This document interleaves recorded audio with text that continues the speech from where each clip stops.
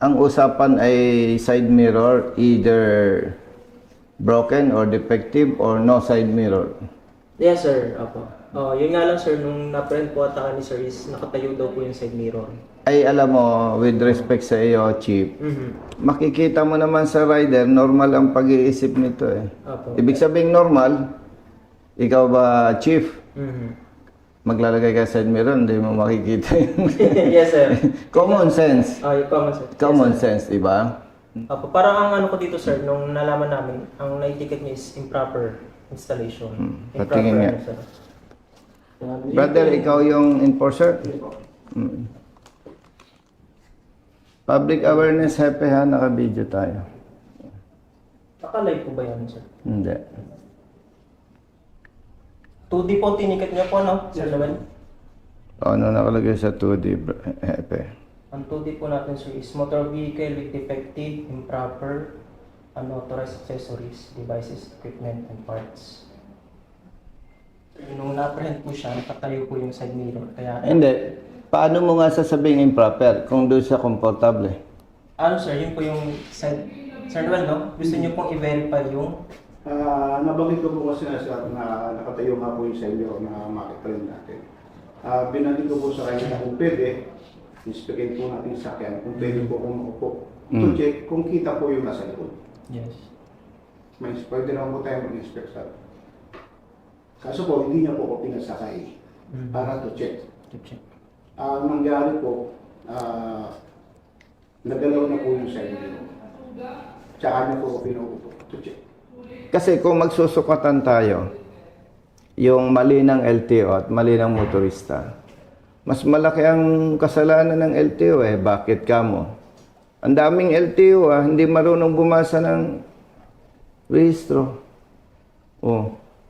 Ang daming LTO, auxiliary lights, hindi alam yung tamang pagpapatupad. Oh, may mga kaso pa dyan, Chief, na mali ang nailagay Brother Matt sa expiration ng lisensya. Eh tapos nahuli siya. Expired pala. Pero nakalagay doon yung validity.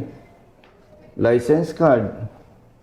Papel lang ang ini-issue ng LTO. Nababasa yung papel. Parang bond paper lang. May license card na ba kayo ngayon? Meron na po.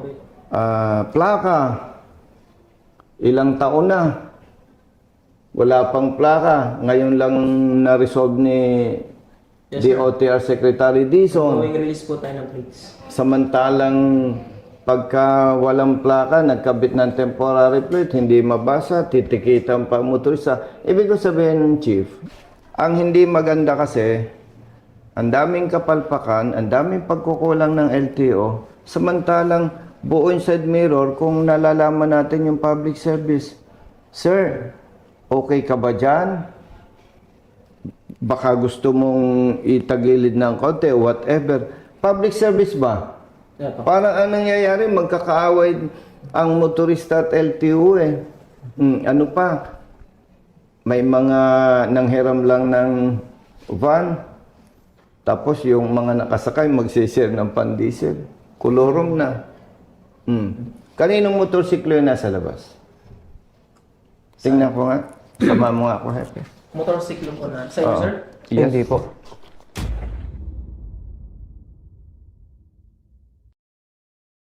Oh, imagine, LTO compound, pinapayagan ninyo yan.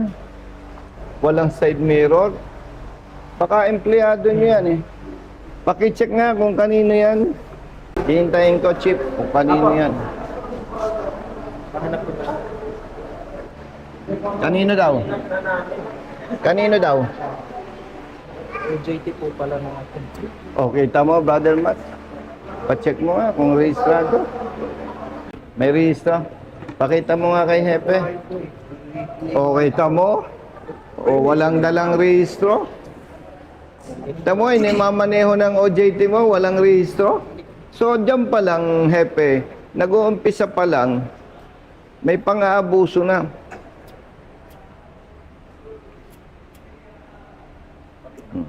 Yan o. Sino nag-picture nito? Ako. Ikaw? Pero itong motor mo, ba't hindi mo picturean kaya? Ano po, angkas po. O kaya nga. Hindi, ano na lang po. Hindi, ang ibig ko sabihin, OJT mo ang nagpicture dito sa motor ng rider. Kasama po nila sa Oo. service. Na tinikita ninyo at sinasabi nyo improper na pwede naman sabihin, sir, pakiayos nyo. Siya pa palang nagpicture. Tapos yung kanyang sinasakyang motorsiklo, walang side mirror. Kayo ang nagpapatupad ng batas, counting diferensya, huli.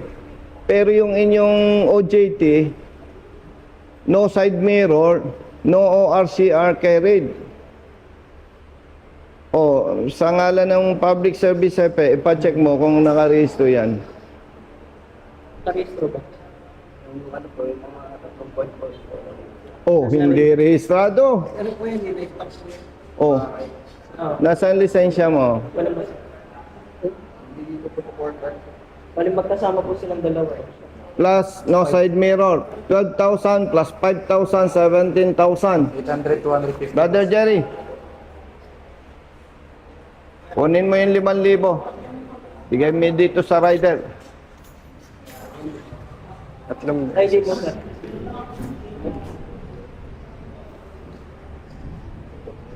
Yung ID.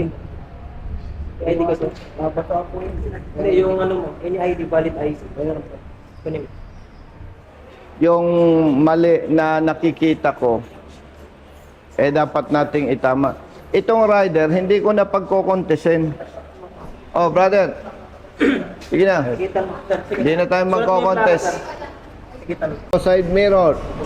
Expired registration. Brother, halika. Ikaw ang nagpicture during operation, di ba? Pakipicturean mo na din yung motor mo. Bayad na po siya. Bayaran mo na lang yung multa. Epe, Okay. sana wag nang maulit yung ginawa ng tao mo. Apo, pagsabayan ko na lang po sir. I-remind ko po. Sige. Thank you. Thank you po. Sana last na ito, Hepe. Apo. Nasaan yung ticket? Picturean ko lang yung TOP number.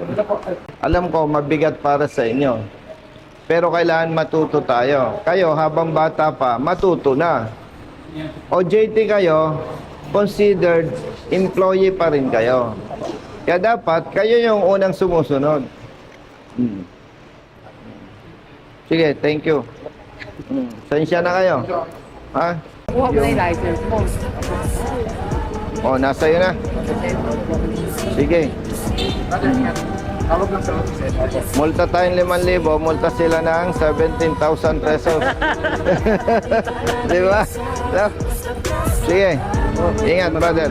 Madam, salamat sa offer. Huwag kang pagala-gala, baka ma-snatch siya. Mga ano to pa. Ingat po.